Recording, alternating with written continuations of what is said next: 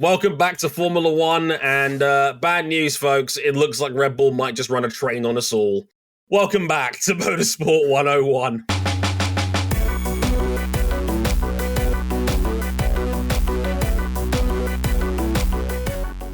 Oh boy, that was a beating for the ages, and it was actually worse than we thought. It's like Apollo 13 when Tom Hanks's character comes back into the main ship and is like, Houston, it's worse than we thought. I'm your host, Dre Harrison.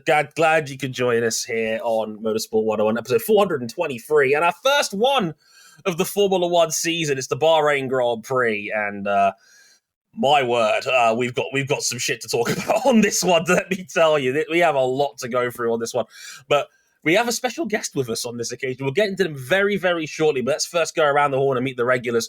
First up, we got Cam Buckley. Hello, sir. Everyone, I've been poring over data ever since the race happened on Sunday, and nothing makes it better. Everything just makes the smoke out of the impact crater more telling. It's like you checked every different plausible explanation. It's like, nope, still dominant, still gonna crush us. Yeah, that sort of feeling, right? Yeah, I feel like Doctor Strange, except there is no timeline where the others win. Good luck to us all. Also, we have RJ O'Connor with us. Hello, RJ. I don't know how to feel for many reasons that I'll get in the podcast, but I should just be comfortable with the fact that sometimes the individual athletes and even the teams that you support in your life, maybe sometimes good things can happen to them after years and years in the wilderness.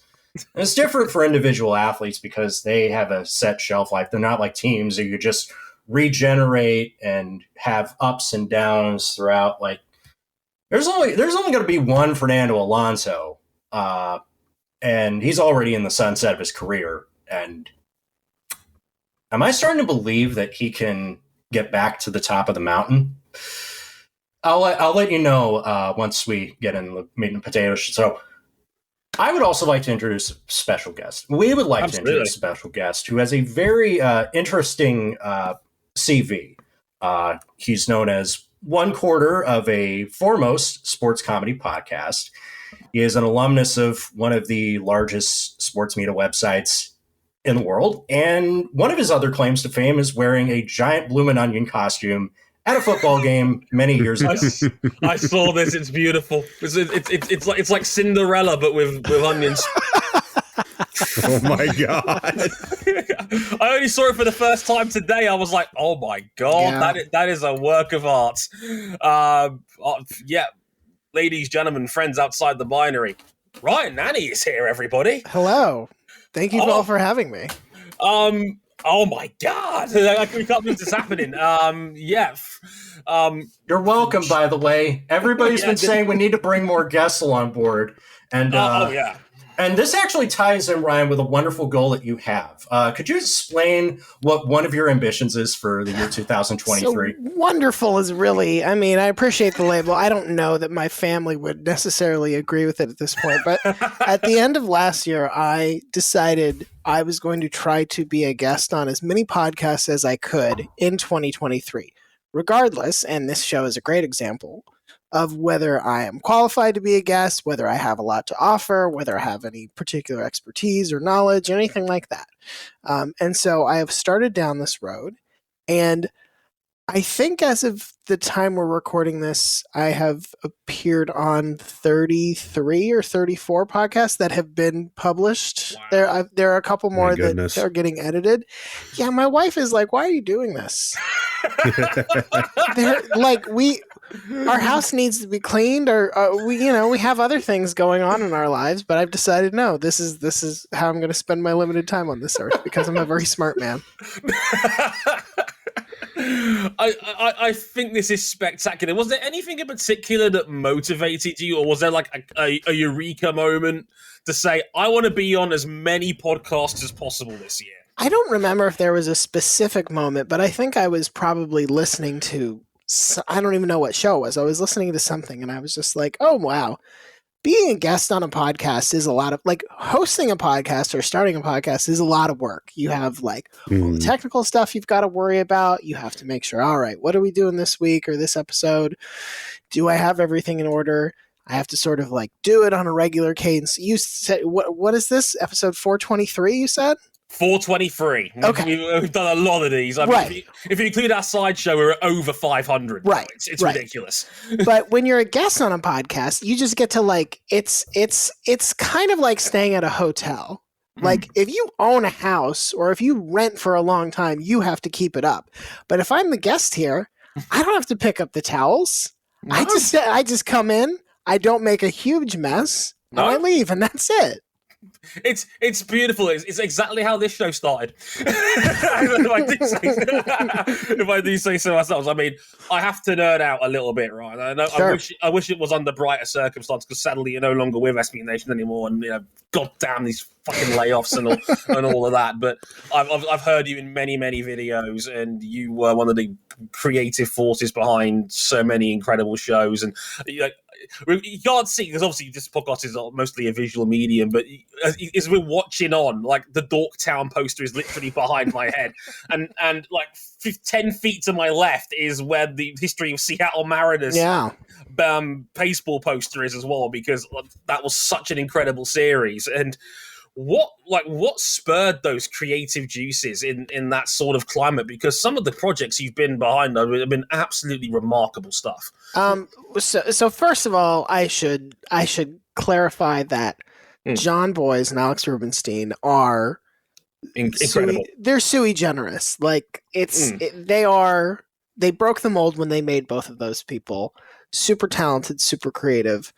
But they also work in very distinct ways from like the larger Secret Base team as a whole. The one thing that I think connects the whole team and that is the unifying force between all of these very different projects sometimes is I think we as a group made a decision, gosh, at this point it's like 5 years ago, to just start making the kind of video that we wanted to share with our friends, rather than the kind of video we thought a sports media company was supposed to make. Because a lot of these things, like, you can take something like the Bob emergency. That's the kind of thing where, when we were all working together in the office, that would have been the kind of thing John would just like come over and talk to you about. And at some point we figured, like, well, why don't we just start making videos about these things that we've discovered? Whether it's like this fact that, Shaq wrote a book about how David Robinson was mean to him when he was a kid. And then later was like, oh, that never happened. I never met David Robinson when I was a child. I just had to say that. I'm just going to motivate myself by making the nicest man in basketball and That's right. easiest hate figure. That's right. That's right. Yeah. So it's mostly just motivated from a place of like enthusiasm, which is the hardest thing, in my opinion, to fake in any creative industry. There's a lot of stuff you can.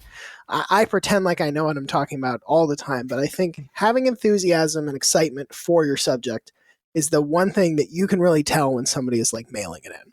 Oh, 100%. And yeah, that is so true. And like, I've spread the word about SB Nation and Secret Base to so many people because we just don't have that sort of equivalent in the UK in particular. I know obviously you guys are predominantly very American. I've still tagged everyone I could find. It's like, do more Premier League stuff. But I know like the highlights are a nightmare. It's a copyright nightmare. And like, get more cricket involved because I'm a huge cricket fan as well as the Jamaican in me. Us West Indies and Caribbean folk, we love our cricket as well. I know John Boy's been doing that recently. He's been fantastic with that. He's been like, that's exactly the sort of shit that cricket needs. We need more people to grow the game out there. And just having someone like him, who's obviously predominantly baseball, pick it up has been remarkable. There's a lot of motorsport series that are not Formula One or NASCAR that could really use hat pumps too. Oh, 100%. I mean, Ryan, you're American as well, but I know you're not the most knowledgeable F1 guy in the world, but surely you've seen like the growth of it in the last few years as an outsider. Yeah, I feel at this point I am the unusual one I haven't seen Drive to Survive. I haven't made this I would say for a big part of my like sport friend circle, F1 is probably their second, maybe their third sport. Which like is it has jumped up from nowhere. Whereas, right. you could have said, like, for other people where maybe like Premier League soccer or something like that, it was like, okay, well, I know you had interest in soccer before, whether it was the World Cup or the U.S. men's national team or this, that, or the other. But F1 seemingly came out of nowhere. I mean, I guess the closest sort of thread to pull out here is that for a certain generation, and I'm not going to say how old I am, but this will sort of disclose it. Like, NASCAR used to be huge in the United States. Oh, buddy. NASCAR used to be, I don't know, probably the fourth biggest sport in the U.S., if I had to guess. That's totally made up. I could be totally wrong there. But it had a huge fan base. It was appointment television. It had, like, recognizable, like, I'm pretty sure Jeff Gordon hosted Saturday Night Live. I don't think I made that right. He did, yeah. And like, it's insane to think now that a NASCAR driver could even, like, get a small guest spot on Saturday Night Live. But that's how big the sport used to be. So I am curious if, like, F1 has awakened something that was dormant in a lot of people that grew up watching NASCAR. I think there's something to that. I mean, again, like, in the last year, like, I would never have imagined, and I've been following F1 personally 20 plus years, because it's got a huge UK following. It's like, one of the biggest hardcore fan bases of F1 in the world. Like, you would never have guessed, like, a year ago that within a year you'd be seeing Daniel Ricciardo on Stephen Colbert. Or, like, I know Lewis Hamilton's made several appearances on there. Beforehand, like, Sebastian Vettel was on Letterman, and it was purely self-indulgent because Letterman owns an IndyCar team and is a huge car nut. Right. And it was a guest purely booked for him, and not a single fucking person knew who he was in the audience. They're like, who the hell is this random German fella? And like 10 years on, we're now seeing Formula One guys actually get mainstream media attention. Hamilton's genuinely one of the most recognizable athletes in the world now.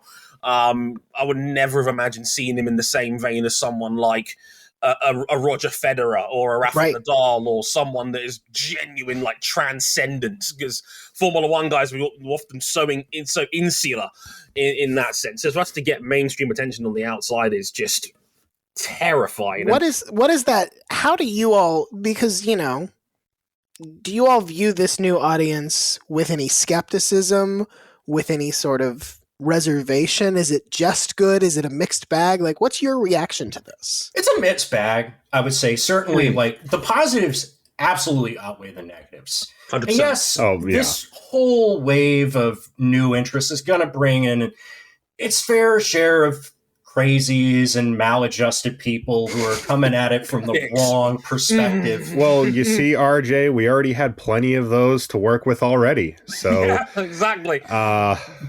It really is just, if you're already active on social media with Formula One, you're probably pretty aware of that. It's very much, a lot of it is quite similar to how people look at soccer and how soccer is discussed in the UK in particular, where it's all very tribalistic, all very, heated, very confrontational. Ryan, I don't know how much you know about the end of Abu Dhabi in 2021 a couple of years ago with that Hamilton title decider. That I do know plenty about. Oh, yeah, I'm glad. You can't have even a single F1 friend and not know about that. Right, because it was such a transcendent moment, and it was battle lines at dawn, essentially, between fan bases, and, Hamilton getting screwed, however we want to look at it, or Verstappen benefiting or winning a title he didn't deserve. That was like the eureka moment for this sport. Right. And we hadn't had a modern day decider like that in a long, long time. So, my lifetime. No, like, you probably have to go back to maybe 97 for when Schumacher hit Villeneuve or something like that, which most people weren't even born before as F1 fans before that happened. Were you born when Schumacher tried to win his third title like that? I mean, I don't remember it much. I would have been, 4 or 5 months old. Why can't you develop cognitive memories faster, buddy? Maybe they're in there locked away. He just hasn't tapped in. I'm pretty sure my oldest cognitive memory is like opening my GameCube on Christmas '01. Yeah. Anything beyond that, anything for that is just fuzzy. If that's your first cognitive memory, though, that's a good one. 100%. No, yes, sir. You could do a lot worse than that. Yeah. So, as just to say one more time, huge honor to have Ryan Nanni with us on the show. Unbelievable. And again, not that he openly admitted before he started F1 knowledge, and he gave us the pinching thumbs sort of thing. Yeah. But you could soak it in, and you could be an outside sports fan, and you could be judgmental, or maybe compare it to other sports you've seen before, and it's kind of fun. We've got a great example of that later on, with a driver getting a bunch of penalties, and very similar to, I think it was Carl Edwards, RJ, you wanted to mention in there from NASCAR in the mid 2000s. Oh yeah, and how mad it can get. But again, like I said, Ryan is here to not disrupt the furniture, not mess up anybody's time as we get into the more hardcore discussion about what Bahrain was like. But before we get into that real quick, just a quick shuffle about on social media. Ryan, where can the good people find you? At Celebrity Hot Tub on Twitter, on Instagram. That's about it at this point.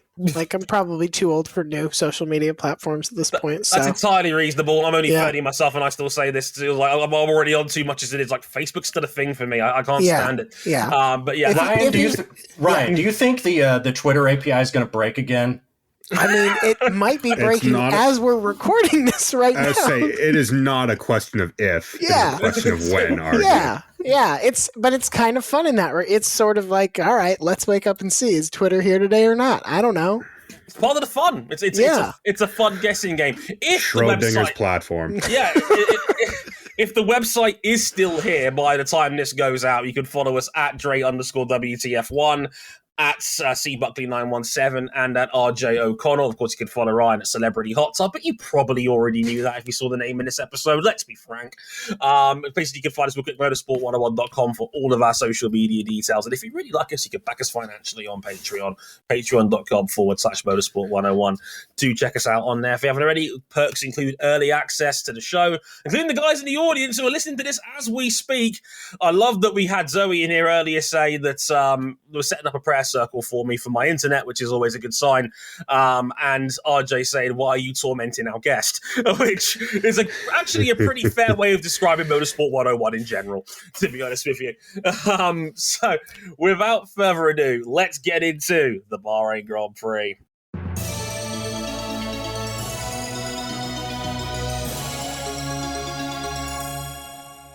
It was an absolute beat 'em down from Red Bull at the opening round of the 2023 F1 season. Max Verstappen won his 36th career Grand Prix ahead of teammate Sergio Perez, their 6th 1-2 finish since the start of last season. The next nearest man was 38 seconds back, more on him later. And this doesn't even include the fact that Max was struggling with downshifts and they dialed their power units down with about 10 laps to go. It was an absolute beating from everybody and from Red Bull involved against the rest of the field. And gentlemen, and maybe even a bit from Ryan as well, who knows? But I have to wait and see. But was this an ominous sign for 2023? Cam, you first, I guess. Oh, God. The car that its modern trait is always being vastly more potent on race day, locked out the front row with a compromised setup. We probably should have known then. Red Bull beat the field the same colors as their car. Blue, purple, yeah. It was. Right. I mean, he put 3 seconds on Charles in 4 laps. Yeah. He never cracked. He had the engine turned down so far after a certain stage. He never cracked 187 miles per hour on the speed traps. Max Verstappen had the lowest speed trap of any car on the grid because he never had DRS and he basically shut his hybrid system off. Yep. They made the soft tire last longer than anyone else could make the hard tire last. In the middle stint of this race, they went soft, hard tire. Everyone else went some combination of either soft, hard, or soft, hard. Oh my God. Every piece of data I read about this just makes it look more brutal. Every story I read from rival teams, like especially the expected challengers, Mercedes and Ferrari, makes it look like, okay, if you love seeing one elite organization dominate a sport in the moment that it happens, this is a gift to you. Mm-hmm. If you love competitive championship battles where multiple drivers feel like they have a genuine chance to fight for the victory every single race weekend, this is a tragedy. George Russell openly stated he thinks Red Bull could run the field this year. They could run the table. 23 races! Which, by the way, Ryan, has never happened in F1 history. No team has ever won every single race of the season. We've had a couple come close. Hamilton, at the peak of his powers in 2016, won 19. Him as his teammate at the time, Nico Rosberg, won 19 out of 21. That's the nearest anyone's gotten in the modern era. So, like, this, to put it into perspective, it would be like if New England in 2000, I think it was 2007 when it was Randy Moss there, had won every single game and actually won the Super Bowl on top of that. Super Bowl. So here's my question. Sure. Every sport, every team sport, I should say, and a lot of individual sports as well, have this thing where the season starts, and if there can be one dominating performance that everybody looks at and says, well, that means this will be repeated over and over and over. In college football, maybe it's, Alabama crushes somebody that, you hoped would give them a game and says, all right, well, they're just going to win the national championship. The Chiefs come out and win their big marquee game week 1 next year, and everybody says, just put the Chiefs in the Super Bowl already. And frequently, in other sports, that ends up being an overreaction. That ends up being not enough information or, a knee-jerk thing. And my question is, twofold. One, does this same phenomenon happen in F1 where something happens early and everybody says, like, that means this, and then that's not true by the end of the season? And two, how much is this result an outlier from what you might normally see to start an F1 season? Great question. I would say definitely the first portion of that happens. It's happened quite a bit because Mercedes during their run had 5 out of the 8 years they won the Constructors' Championship. They had 5 cars that were genuinely just racking up 20 to 30 to 40 second wins every weekend. Especially 2014 and 2016. On merit, those cars could have and probably should have won every race on the year. Whereas in 2016, that the only 2 races they lost to crashes, hitting each other in the Spanish Grand Prix in 2016, and then an engine failure taking out Lewis Hamilton while he was in a dominant situation in Malaysia. The other Mercedes have been taken out at turn 1, and was able to recover to finish 3rd after being last after turn 1. Right. Such was the scale of their dominance. We have not seen a driver win the first race of the season and go on to win the championship since 2016. These last few years have given people a lot of false hope of new challengers, and that false hope has been crushed, particularly out of the Ferrari camp. Yeah. To put it into perspective, Ryan, we all went into preseason testing, which was only a week ago. They test the cars out. We get a good idea about times and running and reliability.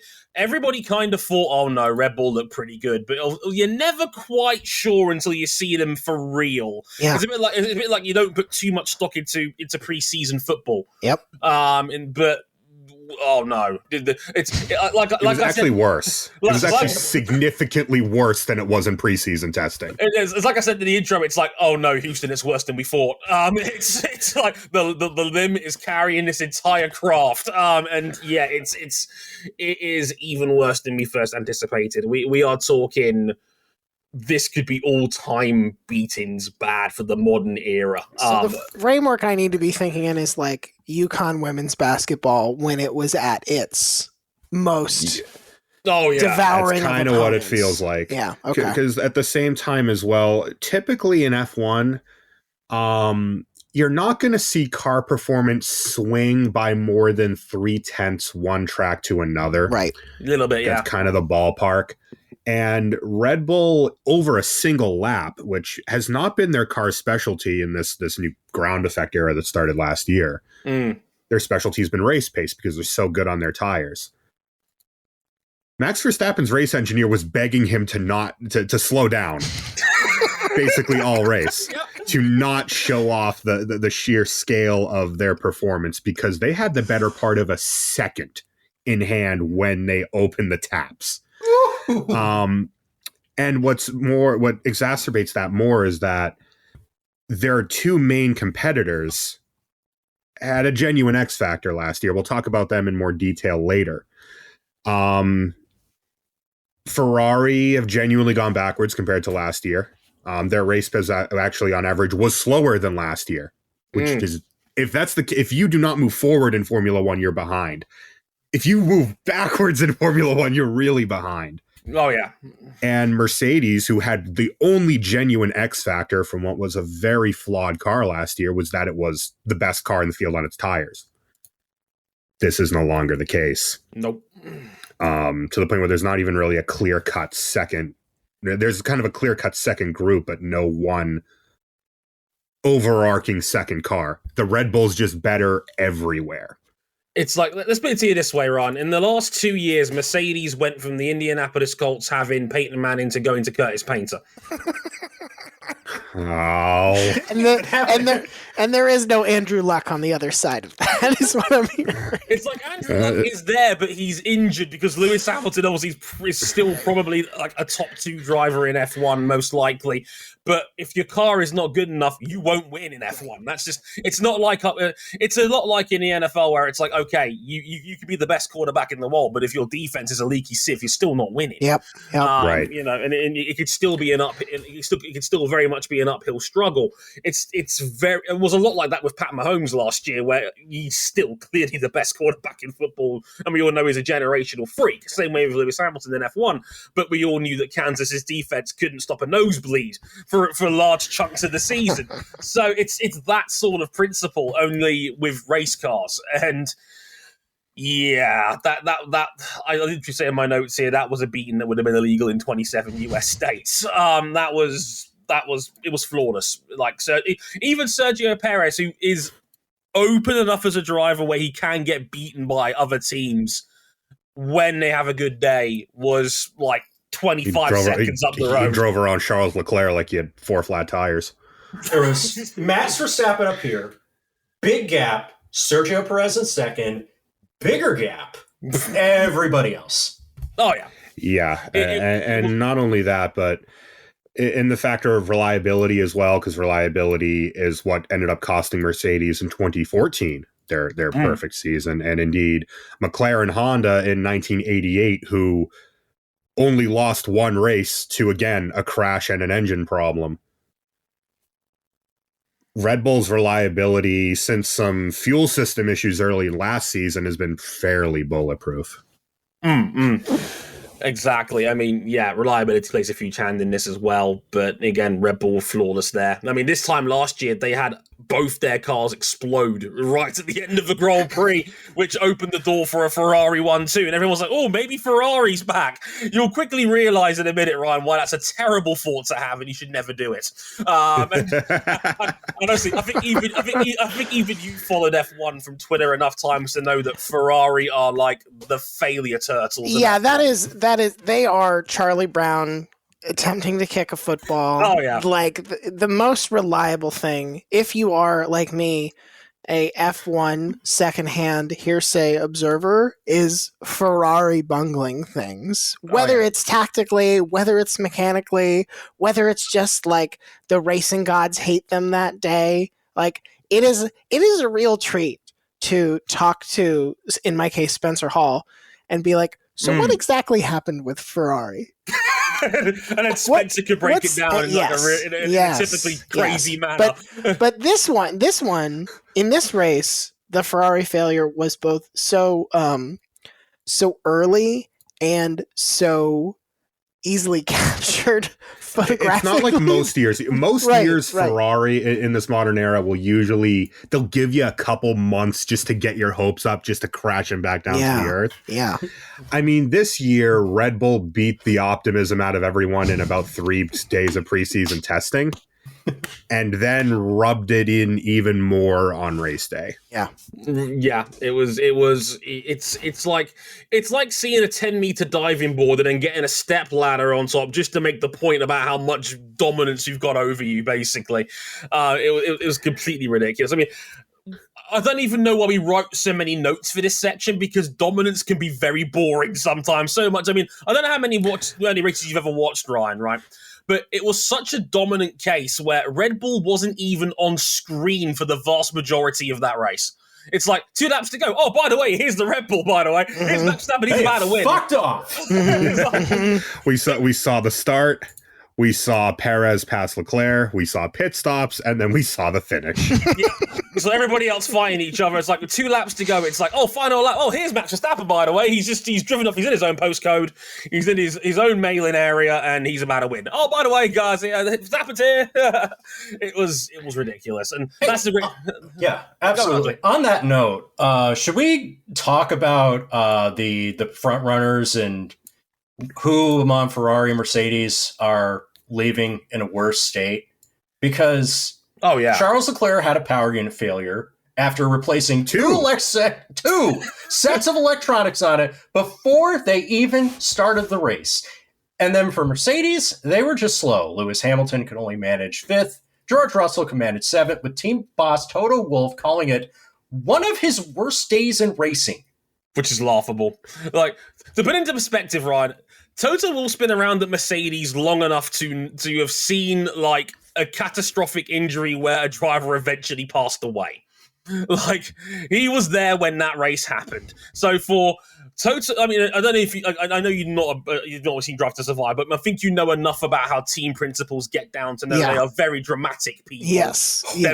They're very politician heavy, where they will just fucking say anything sometimes. I mean, like, normally we'd expect this from, like, Red Bull's boss, Christian Horner, who gets very deep in his own feelings. He likes to be, I think he loves playing the pantomime villain. It's what a movie like a parody of a movie director is, where it's just sort of like big feelings in all directions, lashing out in confusing ways. Like, I very much get it. Yeah. Oh yeah, like to put into perspective, there were moments like Red Bull was caught cheating a little bit last year, where they went over the budget cap, not by enough to really accuse them of seriously cheating. It was probably just like an admin error or something along those lines. He stood on a podium with his glasses on, saying that the rule is nonsense. We think we've done everything right, and his other team bosses were out here writing open letters to the sports governing body, saying he should throw the book at them. The US Grand Prix press conference. I was at the press conference where Christian Horner and Zach Brown, the person who wrote that open letter, sitting side by side right next to each other. That is the closest I think I've ever seen to 2 middle-aged men about to throw hands at the middle of a Formula One press conference. Which, of course, is why McLaren went to Red Bull asking them to supply them power units for the next set of engine regs in 26. Sports. Told you, they're politicians. Treat them as such. So when Toto Wolff says it's one of his worst days in racing, he's probably bullshitting. But team bosses have this huge flair for the dramatic that they will come out with some bullshit, and you will inevitably react to it on social media like a red rag to a bull. No, pardon the pun. But I mean, Cam, who's leaving in a worse off state? Because both these teams are coming out of this weekend miserable. You want to see a couple dead bodies? Look, I really can't tell, because it's 2 different shades of we're screwed. Look, Ferrari ended last year with, if nothing else, a fast car. Right. The speed over a lap and the speed of the drivers was the last thing Ferrari had a problem with last season. Charles Leclerc won the season's pole trophy. Small pittance for finishing runner-up in the championship by a mile and a stretch. The speed is there. Oh, yeah. So you'd think Ferrari, the two things they really had to fix this year, besides the pit wall, which actually did do a good job. They did a reactive strategy for the first time in like 8 years. So proud of them. And it worked. Like, we're meeting the basics here.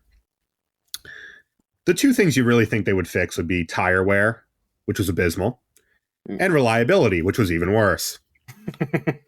Well, Charles Leclerc burned through at least 3 power unit elements and is effectively guaranteed a penalty for the second race of the season. Out of 23. Yeah. Out of 23. You get 2 energy stores, the battery for the hybrid system. One of them is confirmed gone, and one of them was changed before the race out of an abundance of caution. And they changed the control electronics to govern that, which you also get only 2 of. Yeah, to put it in perspective, Ryan, as well, this is the longest F1 season ever. We got 23 races. It would have been 24 if we'd actually raced in China this year, but that got cancelled because of COVID restrictions at the last minute, and it was too busy to get them back on the calendar. But it's the biggest season ever, and 1 round in, we're talking about potential penalties. Even last year, it was like round 6 or 7 before we started talking about penalties. Even Honda at their nadir in 2015 or 2017, they weren't suffering penalties in race 2. No, that's crazy talk. And the tire wear was atrocious. I mean, the Ferraris were killing their tires in 4 or 5 laps. It was to the point that they were having to conserve tires so heavily that they couldn't even get lap times as fast as last year's car. Yeah. It's rough. Red Bull gained about 0.4 on last year on race pace. Mercedes gained about 1.5. Ferrari actually lost a little bit. Not much, 7 thousandths, but again, if you're not moving forward in F1, you're practically standing still. Oh, yeah. But you could be worse. You could be Mercedes. Toto Wolff during this weekend looked like a man who had just had his dog shot in front of him. Just like it's like here's how locked in. You know how long this locked in advantage lasted? 0 seconds in the real world, because Toto Wolff effectively admitted that their car concept, which was much talked about last season, and continued in the hope that they could push through into the goodness of it this year. No. Nope. If it's one problem, the car is not violently springing up and down like it did at points last year, but it's still a dog. It's worse because it's just as slow. Last year's car was slamming up and down constantly, torturing Lewis and George to the point where Lewis could barely climb out of the car for the Azerbaijan Grand Prix in the middle of the year. So the situation you're portraying to me is that we have the successful team Red Bull being more successful than we even thought possible. Running a perfect race, like checking every box. Mercedes and Ferrari, the two would be best positioned competitors, are failing in ways you all did not anticipate, and doing I anticipated this out of Mercedes. Okay. I shouldn't have presumed. So, like, is there a catch here? Is there a silver lining here where it's like, but someone over here is lurking in an interesting or think, is this? Yeah, I'm sorry. Go ahead. I think Ferrari, this track probably makes their issues look a little worse than they are regarding tire wear, because Bahrain is very tire heavy. So it eats up the rear tires the highest of any place on the grid. So Ferrari are fast over a lap. They are fast enough to at least give Red Bull something to think about over 1 lap. That's enough of a benefit at a couple of tracks this year that they might not get defeated on the season. They may actually win a race or 2. Right. Where I'm concerned with Mercedes, because last year's car, late on in the season, as they continued to develop it way after everyone else, it started to make a little bit of sense on paper. It started to make a little bit of sense. They won a race with it. They had 2 more really competitive races with it. And unfortunately, that kind of catfished Mercedes into sticking with this concept 1 more year. Mm-hmm. And when you do that in F1 and it doesn't work out, you just lost a year. You've lost a year of development. And in this new cost cap era that came in for 21 and 22, you no longer have what Mercedes used to do, which is just throw $500 million at the problem. Throw a pile of money at the problem, yeah. Throw the best engineers and the best drivers and the most money at the problem, and eventually you will push through. Yeah. To put into perspective, Ryan, each F1 team can now only spend $135 million. I know, it's such a struggle. That's relatable problems. Well, my budget's only $135 million. I guess I can only fly first class on 80% Damn, of my I'm eating flights. ramen every night. Oh, no more avocado toast for me. Shit. I know, shit. We can only afford a middle-of-the-road NFL QB with that kind of guaranteed money. So like they're only allowed to spend. It sounds like anyone that's not an F1 fan will immediately realize how stupid this sounds. That you're only allowed to spend $135 million on your car over the course of a season. Only. And by the way, that's excluding a lot of things. And certain elements of that are exempt. Your 3 highest paid employees don't count. Your drivers have got a separate $30 million budget as well, which doesn't cover your engines. Your engines are completely separate. Which is the most expensive part of the car, by the way. They're worth 8 figures each, but they don't count for some stupid reason. And like I said, the drivers have got a separate budget, but only like 2 or 3 of actually getting paid enough where they might have to actually worry about how much they're getting paid. And I'll give you a hint, they're Lewis and Max. Basically, that's it. Yeah. Basically, they both signed like fuck you style NFL guaranteed QB money, sort of like $45 million a year sort of silly money contracts because they are that good. But Dre, like what makes this so much worse on the context of this cost cap is that Red Bull nailed it out of the gate. Even though their car did have problems last year, fundamentally it was such a good platform. Yeah. That now that they've bug fixed it, because last year's car was overweight, wasn't the most reliable thing in the world. Well, we saw what happened on Sunday. It was comedy. Oh, yeah. If Mercedes are talking about binning their concept, this is kind of threefold. If you're binning your concept for something that's unique, that Red Bull or Ferrari aren't using, because of the problems that Mercedes has simulating these cars, because their tools are still telling them this is the best path. Yeah. And the real world is just proving that it is not. Nope. If you try something unique, you have no guarantee that it will work. And then you risk burning 4 years of development. If you copy Red Bull, well, you're never going to beat them, because a car born of a concept is always going to match up better against the car where that is grafted onto it. And to that effect, that means that Mercedes has burnt all of 22 on nothing. They're going to burn this year on nothing. You know, they have their big, much hallowed upgrade coming for Imola at the end of May. Well, Toto Wolff came out and said that's about worth 0.3. They need a second. Yeah. They need a second on race pace if they are even thinking about challenging Red Bull. This is Red Bull holding back, by the way. they beat the Mercs by 51 seconds. Yeah, it's like that snow game that when Tom Brady plays the Titans, where they pulled him after basically like one drive in the third, and they we don't need it, and they still lost, and they still lost 59-0. Yeah. It's not a quick fix; it's a deep rebuild. Right. And if that is the case, then in the short term, Mercedes are screwed. They're not going to win this title. They're not going to win next year's title. They might not even win 25. Because at the same time, it's a moving target. Red Bull's going to be developing. Ferrari, bless their souls, are going to try. Yeah.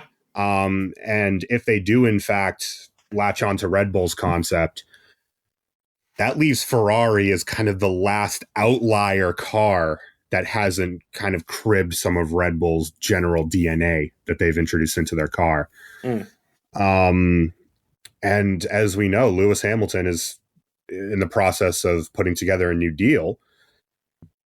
In the short term, he is not winning that 8th title. Yeah, he's in a contract year this year, Ryan. In other words, he could be a free agent at the end of the season, conceivably. He could retire to go focus on his recording career. like he had one guest appearance on, God, what track was? Who did he get a guest verse for? It was for Christina Aguilera. He can spit some bars. He can spit some bars. It's a true story, right? Lewis Hamilton did make a musical cameo in a Christina Aguilera video one time, believe it or not. He had a pseudonym called X-Dina. That's what he went as, and no one knew it was him for like a good 6 months, even though like really hardcore fans of his could tell it was his voice. He's also, I'm on his Wikipedia, he's also claimed he was offered a role in Top Gun Maverick, but had to decline because of his commitments to racing. That's a shame. Yeah, he is good mates with Tom Cruise. I know they've buddied up at multiple Grand Prix. Nissan factory racing legend Tom Cruise, I'll have you know. I think he made up for that by just deciding, okay, I'm going to consult on the Brad Pitt movie that's basically Top Gun, but just replace the planes with cars. Yeah, pretty much. But yeah, like, this is such a long-term rebuild for Mercedes because you've effectively lost 2 years of development. And the thing is, it's not the mechanical base of the car, because the engine, rear suspension, and gearbox, effectively the spine of the car behind the driver, is in another car that just beat them. Yeah. Mercedes were just beaten, and we'll get to this very shortly. We're just but their own B team. Yeah, they got beaten by their own B team, who's on the same engine as they are as an independent customer. Same engine, same gearbox, same rear suspension, and they work in the same wind tunnel. So there's some uncomfortable conversations happening. Very much so. Very uncomfortable, Cam. But Cam, remember, Aston Martin are a factory themselves. They make their own cars. And surely they make their own cars with their own engines that they build themselves. Wait, Aston Martin cars these days are manufactured with engines built by Mercedes-Benz? Yes, indeed. Unless it's a V12, in which I'm pretty sure it's still like a bunch of Ford engines that are stuck together like pieces of the Thing from 1982. Oh yeah. should we get make a good sound though. Yeah, should we get into a little bit of Aston Martin, shall we? I mean, it's real. It's real. I didn't want to believe it. I did not want to believe it at first. It's been the story pretty much of the entire preseason, and it finally came true. Fernando Alonso, the man nicknamed as El Plan, for always having a plan, at the tender age of 41, is back on a Formula One podium for the first time in a couple of years since he was at Qatar, but just the second time since his comeback. And wow, incredibly impressive. Past Carlos Sainz, past Lewis Hamilton in the second half of the race, teams that we all thought that were stomping Aston Martin into oblivion last year. And now the little Silverstone team that might be leaving, in fact, probably are leaving Bahrain as the second best team in Formula One right now, which is an incredibly terrifying thought. I literally wrote in my notes here, like I was Kurt Angle, where I said, "Oh, it's real, it's damn real," because we didn't quite believe the numbers. I know Aston Martin were buzzing about this, but it's like a school kid that knows like the secret of the school bully, and they're trying so hard like not to let it leak out that, oh, hang on, we're actually really good. Oh my God, we're actually really good. And it turns out they were actually really, really good. And I have to cut to RJ here because he is the world's biggest Fernando Alonso fan. And podium number 99 for your man, and third place on the day. How did that feel for you, man? Because that must have been a bit special. Just a couple of notes. First and foremost, Lance Stroll did not go through this whole weekend like a driver who is complacent about his place in the sport because his dad is the CEO of the company. He gritted through this race with screws in his hand, and there was a debate of whether or not he's in enough pain to broken toes.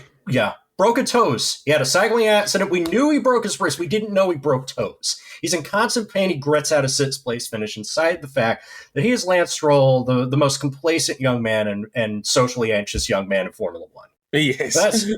Aston Martin were terrible last year. And when I saw Fernando Alonso make this move, I'm just like, it's more of what I've expected. I was a young child when Fernando Alonso made its debut with this very minority team that is on my back wall.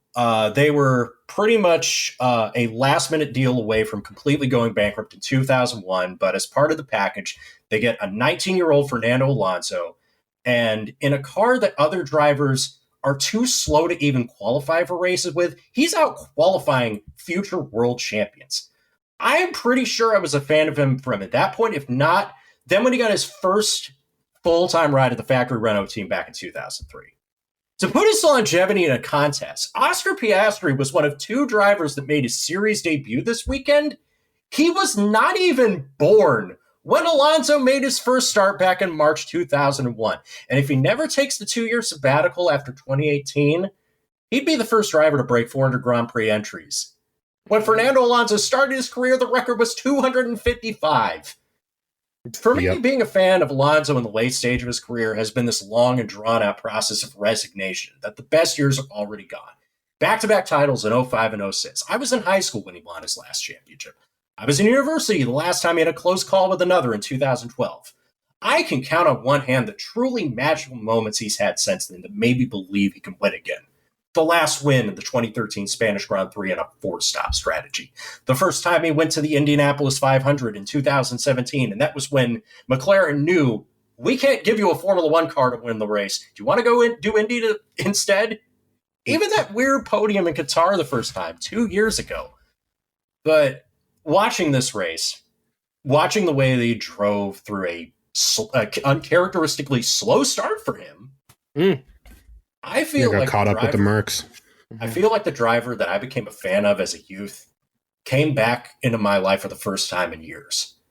Do I believe that Fernando Alonso, who turns 42 years old later this year, has one more championship run in him with the team that started last year as the second worst team in the sport by a mile and a stretch? Everyone's getting excited, but I'm not betting the house on a championship run. But do I think he will win his first race in nearly a decade if Aston Martin keeps trending in this direction? I thought about it. I was resistant at first. You know how? Yes, finally. It's coming. It's coming. Just you wait. I've for the record, the entire weekend in the voice chat of our Discord was me gaslighting RJ into thinking Aston Martin are capable. And somehow, I knew better than to have hope after these last 10 years. Oh my gosh! This is 100% true. By the way, I was standing back and watching in horror because, like, Ryan, you don't know this, but like Sebastian Vettel was at this team, and he's been my favorite driver for the last 15 years in Formula One. Then he retired at the end of last season. You may have seen the press of that. One of the most well-liked drivers in modern history. Got a few Guard of Honor and tribute on the way out, and a lot of genuinely good activist work on the way out as well. And I'm sitting here now stewing, thinking he might have retired 1 year too early because now the team is good, and now Fernando Alonso is reaping the benefits. His arch rival from 10 years ago is reaping the benefits of a better car. I'm not mad about this at all. It's okay because at the end of the day, Seb got 3 of those titles dunking on Alonso's head. I digress. I'm not disputing and this. to give Ryan a little context as well, this team died in 2018. This team went into bankruptcy / receivership and was more or less protected from those who would divide and conquer the assets by now at Red Bull, Sergio Perez. Yeah. And then, of course, the current owner, Lawrence Stroll, father of Lance, bought the team up, revived them within that same week. And this team has been through many guises over the years. They've had numerous brushes with death. It's really weird seeing them come out of this not only as good as they were in preseason testing, but if anything, they were hiding how good they really were. Yeah. Maybe the car lacks that last little step of ultimate pace over a lap, but what it lacks in ultimate pace, it makes up for in race pace and in tire wear, as with the Red Bull. They picked up Red Bull's former aero chief last year, and this was the first car where he really has a lot of fingerprints on it. Dan Fallows, off of the Adrian Newey design tree. He might just be the next design guru in the sport. And he has constructed them a car that is just really good. It's really good. I mean, they were driving around Mercs and later Ferraris with abandon. This is that team in insert sports league here that just came off one of the worst seasons you've ever seen and come in and are giving last year's playoff contenders a bloody nose. Mm-hmm. So, and I apologize if this is a silly question. If Mercedes is a team that has already wasted a year, is probably in the midst of wasting another, where is Aston Martin in that arc? Like, is this the year where they should be second half of that arc, I'd say, where they started off last year with a very unique car, a very uniquely awful car. They basically threw the entire car in the trash and restarted. Yep. From round, what was it, 5 or 6, Spain last year. Yeah. With a car that was very similar to the Red Bull. So similar that there was an investigation into it because it was so similar. Red Bull, do you mind if we copy your homework? No. Okay, we'll make sure we change our name. Little so that they minded. They minded exactly a lot. Yeah, that's exactly what it is. And right. In really petty fashion, by the way, at that race, at a small tangent, the Red Bull team, they have the pit wall and all the bosses on the main pit wall. They started drinking green cans of their Red Bull drink to take the piss out of Aston Martin because their brand color is green. And the car was that similar. Good. That's good. This is a multi-billion-pound sport, and they can be just as petty as any other. Listen, petty doesn't go away with. We know money is not the answer to not being petty anymore. So then, is the goal then for Aston Martin? What is the goal for Aston Martin next year or this year? If I have to break it down into that simple of a binary. If they can maintain this, and the trick is with F1 is now also under these regulations, you also get, depending on where you finish in the team's championship, you get a sliding scale of how much aero development you can do. How much time in the wind tunnel, how much time in what we call CFD, or the computer side of the aerodynamics. Yeah. Because Aston Martin were pants last year and finished 7th, they have way more allowed development time compared to everyone, especially Red Bull. But I think Red Bull's so far out in the distance. They're not particularly worried about that. Yeah. No, because like Red Bull's goal this year, I should have probably spanned it on a little bit during the Red Bull section, is because they got a penalty for their cost cap breach last year and they finished first anyway. They have the least out of anyone. Their goal is to beat the field so bad to start the year that they can not focus much on this year's car and focus what they do have on next year's car. Right. Yeah.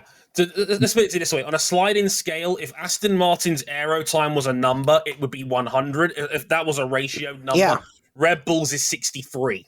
Okay. So basically Red Bull has basically a third less time in the wind tunnel compared to Aston Martin are. So they've got a huge advantage in that hand. But Red Bull's so far in front right now, it probably won't matter this year. Maybe next year if Aston Martin can keep trending in this direction. But it's still so early, we don't know where the goalposts are going to be. Right.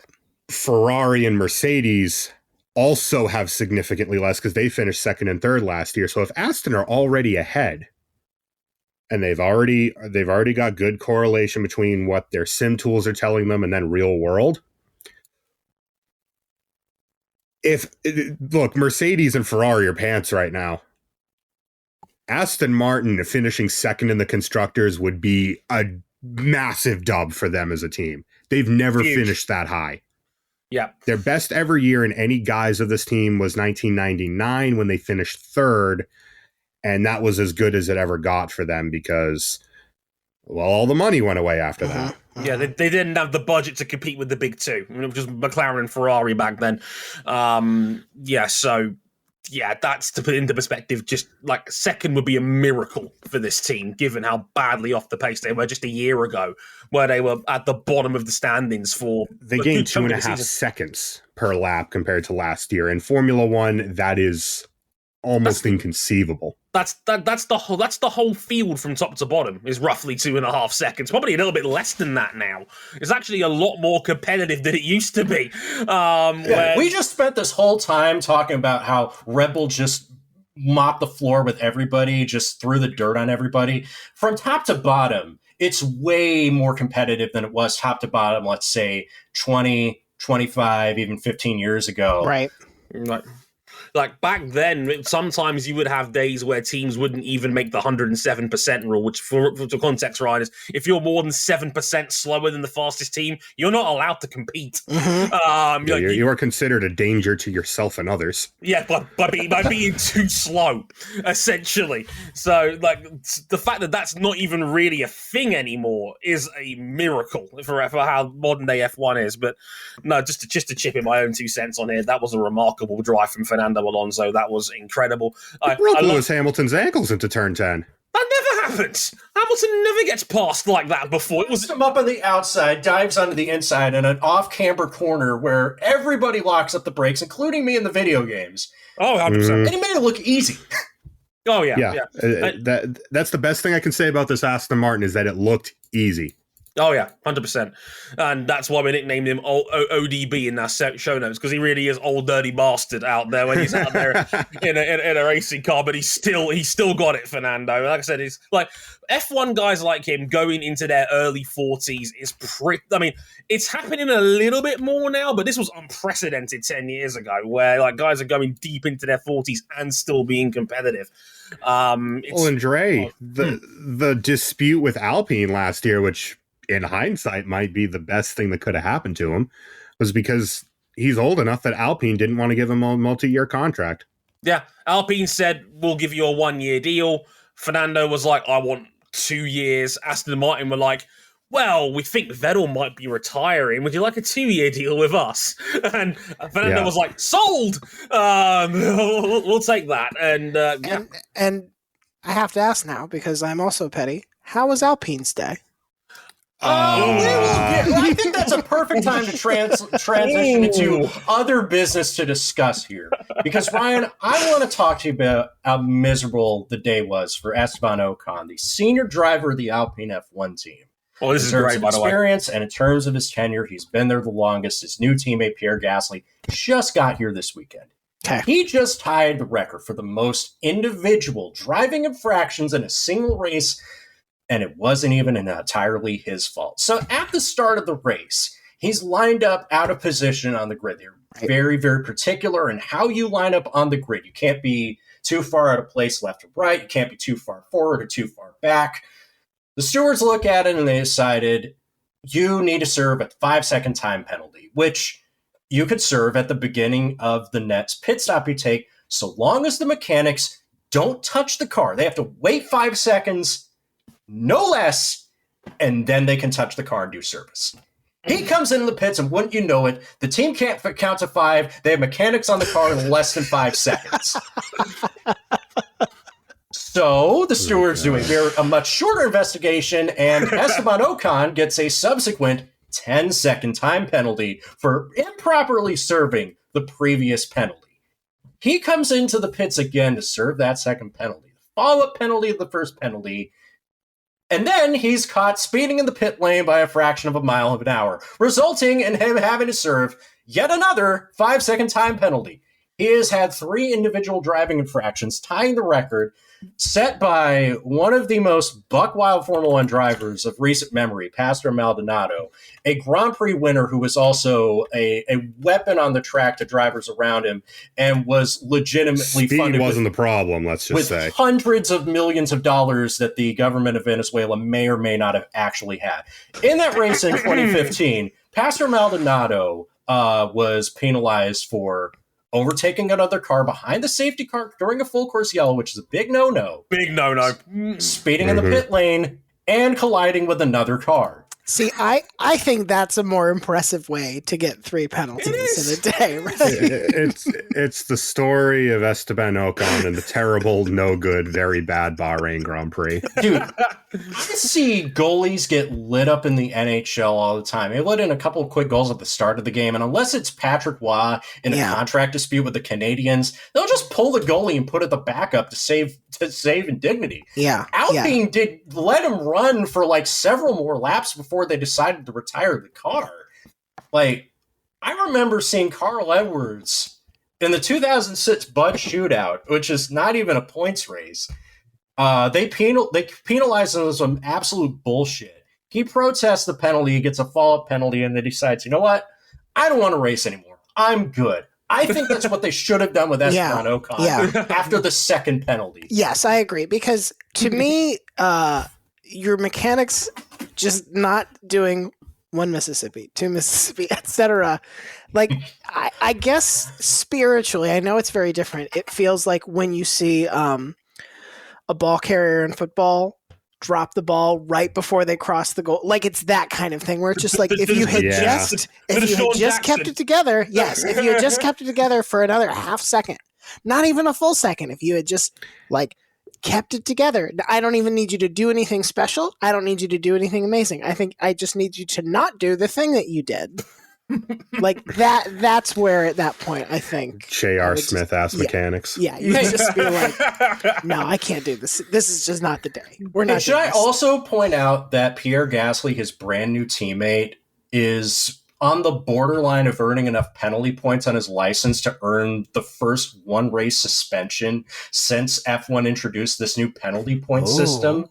And they're, by the way, I need to clarify, they're not dirty drivers with a habit of reckless driving. They've just been picking up so many other tertiary infractions. These are dumb penalties, right? Yeah, right. That's the way dumb they think of it. Okay. Precisely.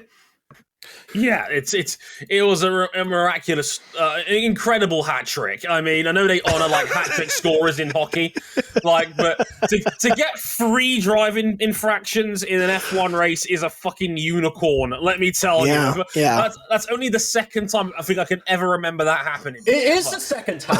Yeah, that's it. This was literally a one-off until Sunday.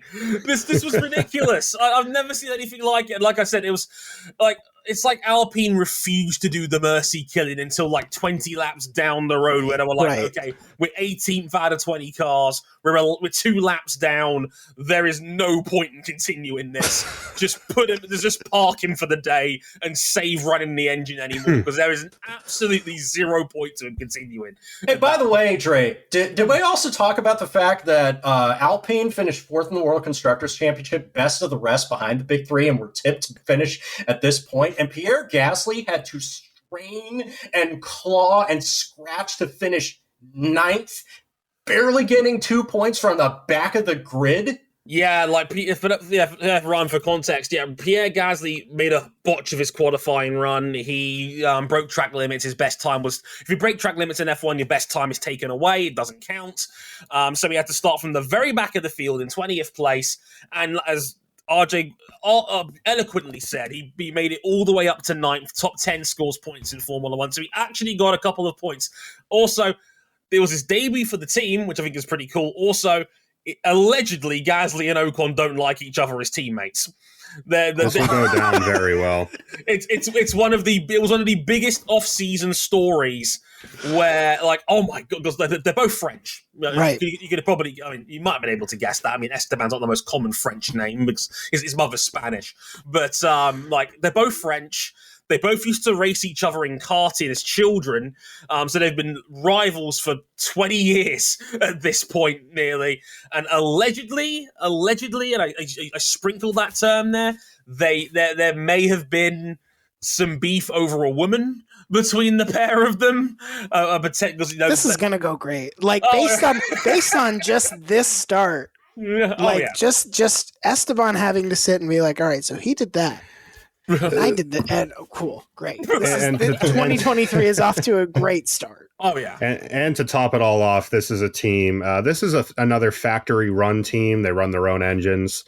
They are of a major car manufacturer, and they are currently in year, what is it, 8 or 9 of their 5-year plan to win in Formula One? When they first bought back this team, they said we're going to have a 5-year plan to get back to championship form. Yeah. It is now year 8. They have won a grand total of 1 race. I find this deeply relatable. Like the idea that you sit down and say, like, this, I have a plan to get here by this time, and then years later you're like, we're just tweaking the plan. We're almost there. No plan ever survives contact with the enemy. Yeah. Just moving the goalposts along a little bit more each year until we get there. Time is a human construct. I didn't say your years, my 5 years. It's like Dragon Ball Z, where Frieza says this planet's going to blow in 5 minutes, and it's the longest 5 minutes in human history. This 5 minutes takes 3 whole weeks of episodes airing on Toonami. Kids love it. Yeah, 100%. We know how this goes. We have to talk about Alpine on top of that. A couple of quick notes I want to get through as well before we get out of here. McLaren, oh dear. I was going to say, Ryan, I think you put it beautifully. Time is a human construct, yet no construct could possibly blunt how piss poor McLaren were this weekend. Dude, RJ, I'm calling you out. Me? I'm calling you out. You said there's no way McLaren fall out of the top 8. Well, McLaren may just have the worst car in Formula One right now. They were, and I really hate to bring this back to your job, Ryan, but it's just like it's a big name. It's a helmet program in college football that just got beat by an FCS team in week 0. Cool. Texas A&M. They're the Texas A&M of F1. Honestly, that is not too far from the truth. Dude, it's pretty close. Dude, Lando Norris had to make I want to say a half a dozen pit stops, and half of that was just to top off the hydraulics, so he was never a factor. He even got it within fingertips of reaching Q3 and qualifying was something of a miracle. Maybe the single greatest lap that anyone's ever done in Formula One history. Oscar Piastri is rated as a top-tier prospect who is flying up the junior Formula ladder, only hit a roadblock last year because no team had a seat for him. He gets a seat this year out of some massive contract wrangling, and his performance is entirely forgettable because it's not even his fault. I thought y'all were just poor-mouthing a mid-tier constructor. I had no idea it was going to be this bad. It's like, I don't even know if they're slow or not because they're just too fragile. They can't finish a race. Hang on, guys. Do we have time to explain that Piastri missed out on a genuinely good seat last year? I think we got time. Okay. Do you remember how we mentioned earlier that Alonso had a choice between staying with Alpine and going to Aston Martin? Mm-hmm. He went to Aston Martin. Now, Alpine had a free seat available. Alpine wanted to announce that Oscar Piastri, who at the time was their reserve driver, was going to get promoted into the seat for 2023. Right. Yep. Now, the funny thing is that Oscar Piastri's manager is a former F1 driver, a guy called Mark Webber. He used to be Sebastian Vettel's teammate. He had a handshake agreement. This is very DeAndre Jordan when he could have gone to the Dallas Mavericks, right? Yep. And basically, he had a handshake agreement with Zach Brown, who was at McLaren's team boss, to say, hey, if you've got a seat available, you could have Oscar if you like. So they had a handshake agreement behind closed doors that was going to happen. Alpine announced, we're going to promote Oscar Piastri into the main seat for 2023. And it sounds great. It's like, okay, great. Highly rated prospect. Good seat. They told him all he said was, thanks. Yeah, basically. And there's a reason for that, because he'd already agreed a handshake deal to go to McLaren. Because when he was Alpine Reserve, they were going to tell him, we're going to loan you to Williams for 2 years, one of the worst teams in Formula One at the time. And Piastri didn't want to wait, basically. So he wishes he went to Williams right now. Oh my God. Exactly. So, like, Williams have been the worst team in Formula One pretty consistently since 2018. Yeah, they've been they finished bottom of the table. Yeah, now Piastri, he could have easily just rolled with this and just said, you know what, okay, we're going to Alpine next year. But he didn't. He'd had a handshake deal with Zach Brown, who, by the way, at McLaren had already had rumours they were going to take from their IndyCar team over there with Pato O'Ward, and they'd already got into a huge contract dispute of their own with Alex Palou over there. The CEO of McLaren happened to ink a handshake deal with just about half of the active racing world for this one Formula One seat. Come to my team. And like, basically, he'd pissed off everybody. This is the team that already had Daniel Ricciardo in their second seat. You may have seen, as mentioned, on Stephen Colbert and little things like that, because he's a huge off Drive to Survive. Everybody loves him in the sport as the big Australian name, and basically he paid to leave. Yeah, Zach Brown paid Daniel Ricciardo allegedly $21 million not to come to work.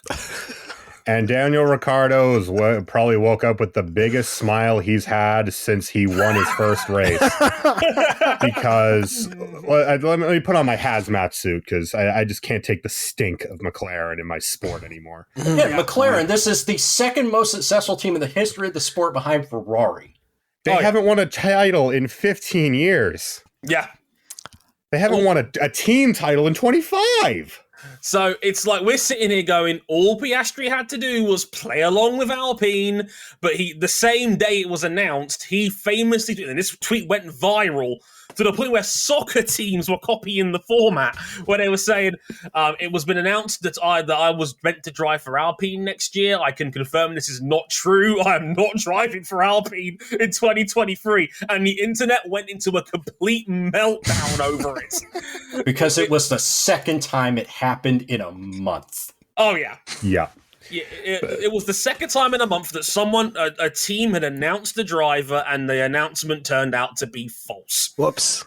With McLaren, I might add. With McLaren, because McLaren announced the Alex Palou deal, and he was driving for an IndyCar team at the same time, and it was a fucking mess. It's well worth searching up the story. Does any of this put Zach Brown on any kind of hot seat or whatever? No, because he's the CEO of the company. CEO. Okay, well, never mind. and unfortunately, with McLaren, McLaren have been a shell of their former selves for about a decade. Right. Mm-hmm.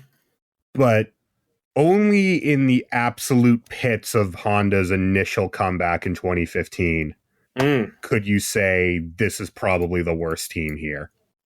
Oh, yeah. And even then, the team that died and had to come back with a zombified 2014 car were still worse than them in 2015 in Manor Marussia.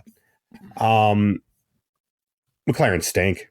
They reek. They are awful.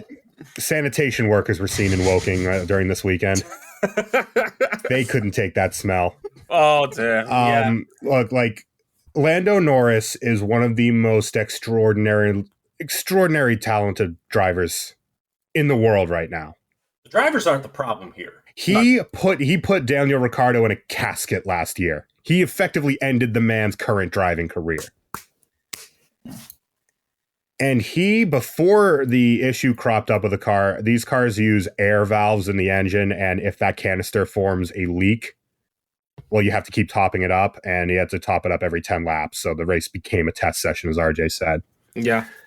Before that happened, he got passed by a Williams. He got passed by an Alfa Romeo, who spent the second half of last year as the worst team in Formula One. Yeah. They this bad. car is the worst. They have a major upgrade package coming for a few races down the road, but until then, they are going to scrape and claw for any result on the table. Absolutely. Well, and on that note as well, props to Williams because they did get a car in the points. Alex Albon was 10th on the day for Williams. Massive point for them. 2017 was the last time they got a car in the points on the first race. Yeah. Holy shit. That's crazy. What's arguably as impressive is that Logan Sargent, only the third American driver to have signed to a full-time racing contract in my 33-year lifetime, almost finished in the points on debut. Not Nick DeVries, who was a Formula E world champion and a Formula 2 champion. Not Oscar Piastri, one of the most fancy prospects in the sport in recent memory, but Logan Sargent, the guy who finished 4th in Formula 2 last year and considered not that great a crop of rookies, and the guy that everybody was upset that he got the seat because he was not the American that everybody wanted, which was IndyCar star Colton Herta. Yeah. Amazing how these things turn out in the end. And yeah, great job from Logan Sargent on debut. Yes, right, we've got an American full-timer in the sport for the first time in 16 years. Oh, yes. He's a Florida resident. His middle name is Hunter, and his dad has huge ties with the Trump administration and is being brought to court. What's more American than that? We've sent you our most American boy. Please take good care of him. He is walking into each press conference with a tub of vanilla ice cream and warm apple pie in each hand. He is walking into every engineering debrief like, what the fuck is a kilometer? I'm not calling him that. All right. Oh my gosh! There will be no arguments. Yeah, but yeah, to kind of rapid fire through other things. Haas qualified well. Stink.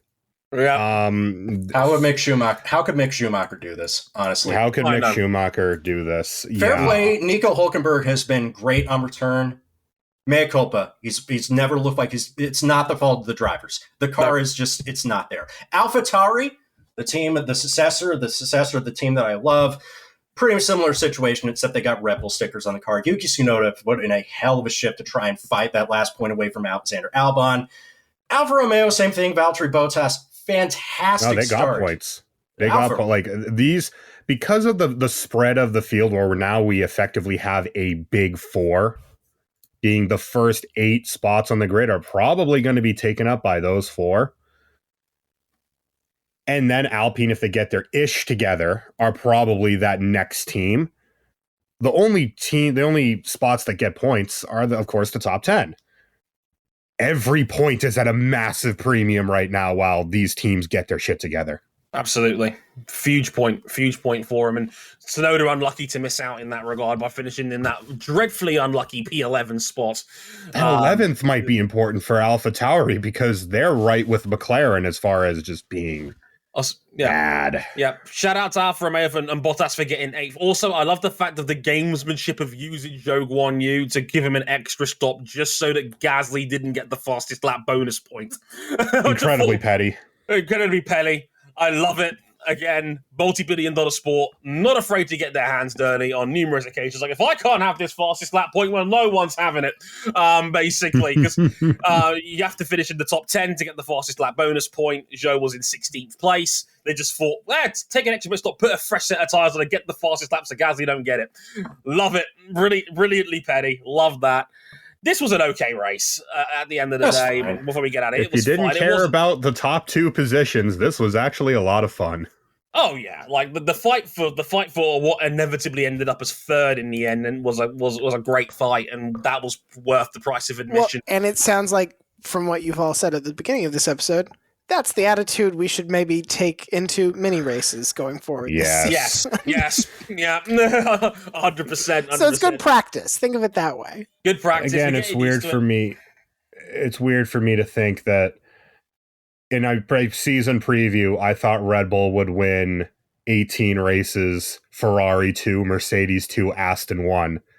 Somehow I feel weird that it's not Aston, but it's the other 2 outliers who I want to take off that board. Right. Because you're kidding. I don't think Mercedes are winning a damn thing this year. No. And the possibility of Red Bull running the table is genuinely on. And that is terrifying to me. We'll have to wait and see how that season plays out. Of course, Formula One is back in 2 weeks' time in that wonderful country of Saudi Arabia for the Grand Prix at Jeddah. But who knows? Maybe we won't have a missile strike this year. Maybe. No. Oh my Don't jinx it. But hey, it's not like Netflix is going to cover it on their show anyway, either way. No. Oh no, a second Mercedes front wing has hit Max Verstappen's diffuser. We can't have that. That'll just about do it for this episode of Motorsport 101. Before we get out of here, Ryan, tell us one more time where the good people can find you, and tell them one more time about your goal for the year and how they can get in touch with you, because if you are podcaster for hire. If you want to hear me podcast in my regular show and distractingness, you can check out the Shutdown Fullcast, the internet's only college football podcast, and you can reach out to me, ryan.nanny@gmail.com. I'll be on your show. Like, this is pretty low in terms of like my fluency and comfort, but there have been worse. I have a banking podcast out there that's been like, I don't know, we can have you on. And I'm like, I have been to a bank. Beyond that, I don't know how much I can really offer. So honestly, that's perfect. Yeah, that is perfect. And again, at Celebrity Hot Tub on Twitter and Instagram, if you want to follow Ryan along for the ride on that one. Huge honor to have you on the show, Ryan. Thank you very much. We're huge fans of your work, and it's you've visited and been fully on board with our humble, pokey little motoring podcast. So sincere thanks for coming on. We've had an absolute blast with you, my friend. You're welcome back anytime, as far as we're concerned. So thank you for that. Again, you can find me at Dre underscore WTF1, at Cam at CBuckley917, at RJ O'Connell on Twitter, and of course our show at Motorsport _101. Follow us on there for all of our updates as well. We'll be back, I want to say, 2 weeks time now, because none of our major series are back until Formula One again in Saudi Arabia. So we've actually got a week off to a degree, which is a bit strange to say for us, given how we're now in motorsport season, but here we are. That'll do it for this episode of MEM 101 from me, Dre Harrison, from Cam Buckley, RJ O'Connell, and the wonderful Ryan Nanni. Thank you very much for listening, and we'll catch you guys next time. Sayonara. Later, y'all.